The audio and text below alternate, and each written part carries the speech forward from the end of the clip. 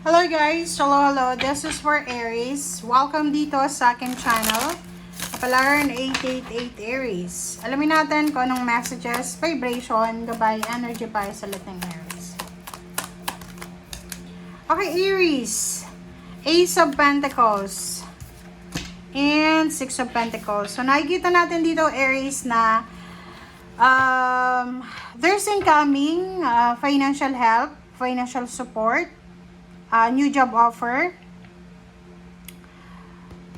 There's an incoming blessings financially na kailangan mong bantayan sa linggong ito. Okay. Possible, may mga Aries dito na makakahawa kayo ng malaking halagang pera, ng cash sa linggong ito.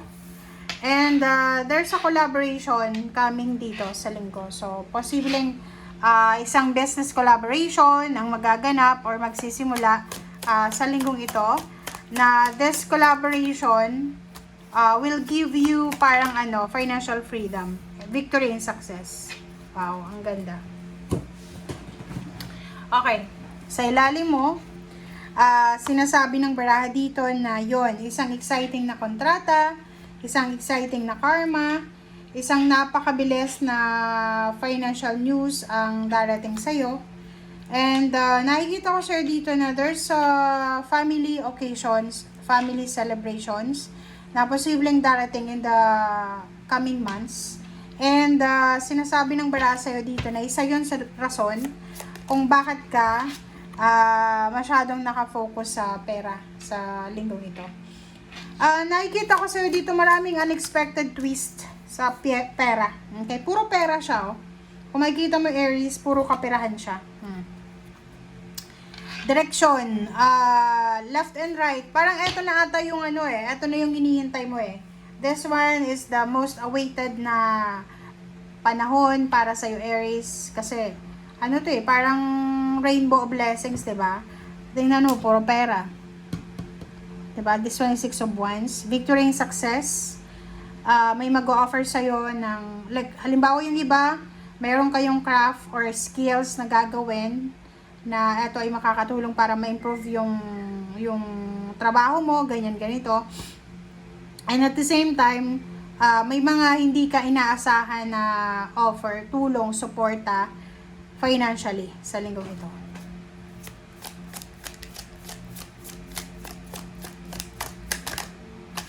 Alright, so Page of Cups.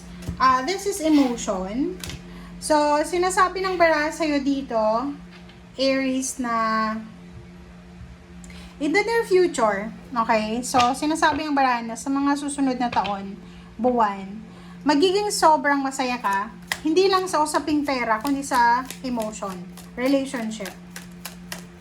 Napapaligiran ka ng mga tao na suportado ka, napapaligiran ka ng mga tao na pwede mong maasahan in times of problems, parang ganon. Marami kang pinagdadaanan, but there's some na tao sa paligid mo na willing silang tulungan ka. May nakikita tayo ditong you are preparing for a journey or exploration. May magta-travel for work or for business.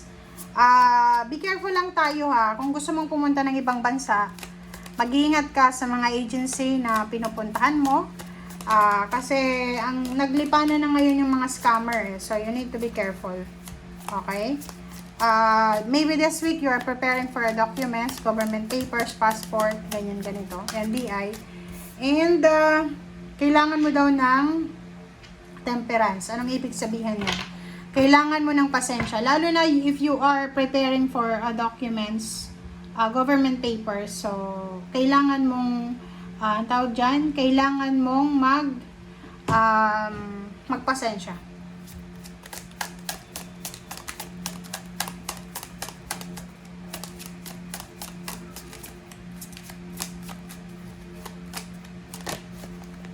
Okay, Three of Cups. There's an incoming celebration, Aries. There's a celebration of success na paparating sa'yo. Maybe Wednesday. Mayroong mga problema kayo na pinagdaanan 7 days ago, 7 weeks ago, 7 months or 7 years ago. na posibleng maaayos nyo ngayong linggo.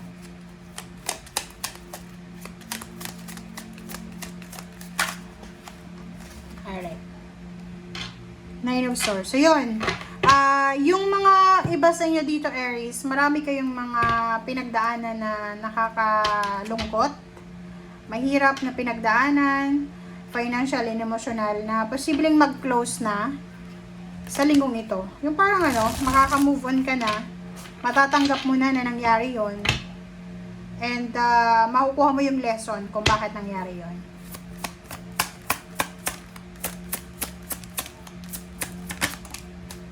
Okay. Four of Cups. May hinihintay ka. May hinihintay ka or may naghihintay sa'yo. Saan ka ba dyan?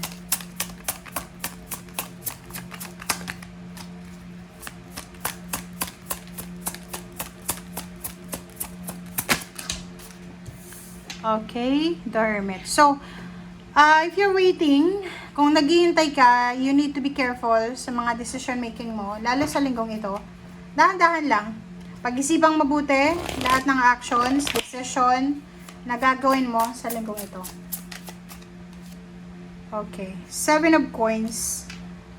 You're waiting for money. So, yun. You're waiting for money. You're waiting for the result, for the outcome. May hinihintay ka eh. So, either umuutang ka ba ng pera, gantay ka ng sweldo, ng tulong, ganyan, ganito. You need to be patient. Okay. 3 of Cups. Dalawa yung 3 of Cups mo. So, nakikita ko sir dito, you're waiting for a lump sum of money kasi may celebration ka na pinaplano.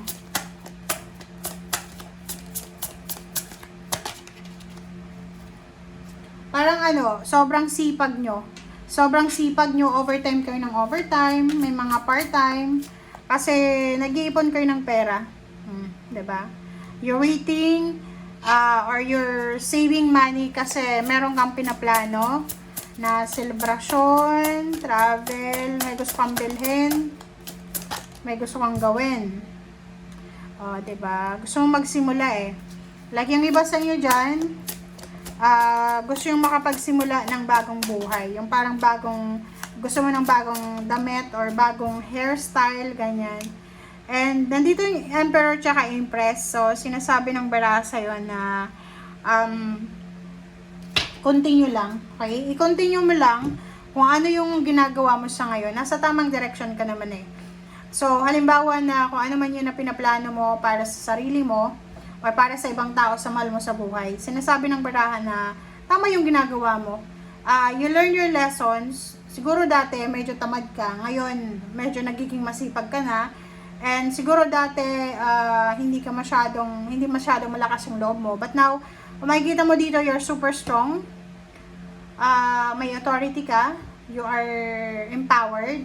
So, magagawa mo lahat kung ano man ang new beginnings na pinaplano mo. Magagawa mo yan. Kasi, iba ka na eh. Nagbago ka na. Okay? So, thank you guys. Bye!